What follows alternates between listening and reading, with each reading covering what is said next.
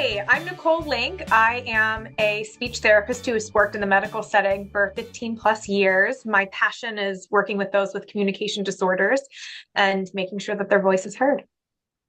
My name is Samad Nakumbi. Had a stroke 6 years ago, May. May of 2018.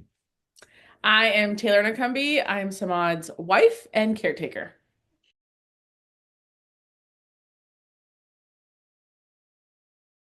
Topic, we're going to tackle a really complex and dynamic conversation. And it all stems from the fact that if you are able to communicate easily and effectively without much thought, you are a person of privilege.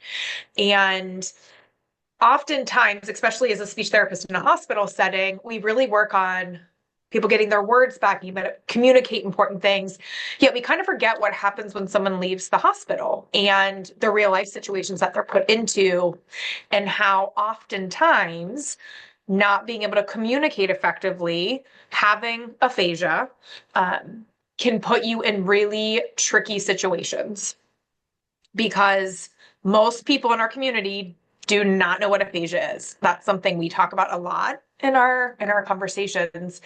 And so the first thought when someone, for example, is being pulled over and they can't get their words out is not, I wonder if that person has had a stroke and they're having difficulty communicating because of that. The first thought is usually something a little bit more egregious. So Samad and Taylor had brought this discussion up, and I think it's a great one to talk a little bit further about. So why don't you guys go ahead and explain return to driving with aphasia? Your words were because when you started driving, honey, it Yeah. was what? How many months after your stroke? 6 months? 1, 2, 3, 4, 5, 6, 7 months. And so your speech wasn't really the best. No. So we were nervous about you driving alone, being a Black man, and just like the nerves of not being able to use your words correctly. Yeah. So we made a card that just had your information, our information. Yeah. So when he wanted to, that was one of his goals. Obviously, when he first came out of his stroke, was that he wanted to walk, talk, and drive. Yeah. And driving, fortunately came at least 7 months after he had a stroke, which was great. He was really excited about it. He did not want me to play a chauffeur anymore. He was ready to go. Ready to go. So during that time, we were all very nervous though, because with his speech, it wasn't the same, right? I mean, it was 7 months past his stroke. He could speak in not necessarily full sentences, but yes or no questions were best for him. And so we're like, how can we portray this to whoever, if he were to get pulled over, so that way we feel safe and comfortable with him driving and he feels safe and comfortable to drive. And so an occupational therapist in Minnesota recommended to get a little card and getting it laminated and just writing his information, my information, my mom's information, just in case of an emergency. But also on the back of it, it kind of said, you can show it. Yeah. It said, responds best to yes or no questions. Slow down to ask your questions. And it's like lime green, so you can't miss it. He had it on his, he had like it's Velcroed on his door of his car. And so he wasn't reaching for anything, just in case. So he can quickly pull it out, show them XYZ. So it says his name, my mom's name, phone numbers. And then the back, it says, I had a stroke. I have difficulty communicating and moving my right arm and right leg. Please be patient, speak slowly, and give me extra time to speak and respond. I do best answering yes or no questions. Thank you. And fortunately, you've had to use it once or twice. No, once. And it was so helpful to have honey have that, because think about it. I get nervous getting pulled over by a police officer, and I have my speech, but having someone who has aphasia and had a stroke, and he's not a small man, okay?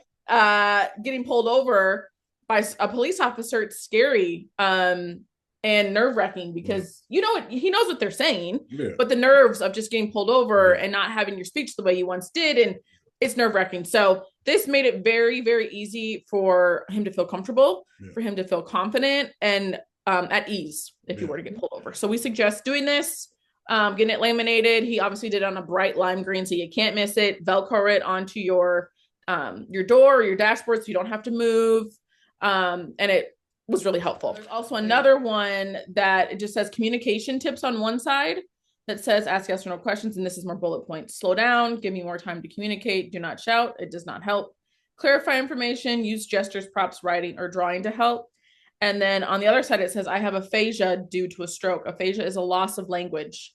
I understand what you were saying. I know what I want to say. I have trouble getting words out. So that also is what he keeps in his wallet as well. For times where he has something to say, but can't necessarily get it out correctly. So highly recommend these two. This has been a game changer in his confidence, and we recommend it. A card. And they have cards online. Yeah, online. Just online that you can print. Yeah, a print, and just in case. Yeah. Just in case. You don't have to get it laminated, but he's a little extra, so he laminates and stuff. Well, and when you think about it, right, your right arm is weak. So the cop pulls you over, and let's call it, you're a young Black man too, right? And so they say, they pull you over and raise your hands, and you only raise one hand. What are they going to be thinking, right? And then your speech is not coming out clearly. What are they going to be thinking? And having that card, taking that extra step of protection. And I love what you said too, where it's Velcroed high so they can see exactly what you're doing. Another thing that you can do as well is register. Not all states are this way, but you can register your license plate. I hate the word impediment, but that's what will show up for police officers if they run your tags. It'll say speech impediment. So at least that is giving them an indication.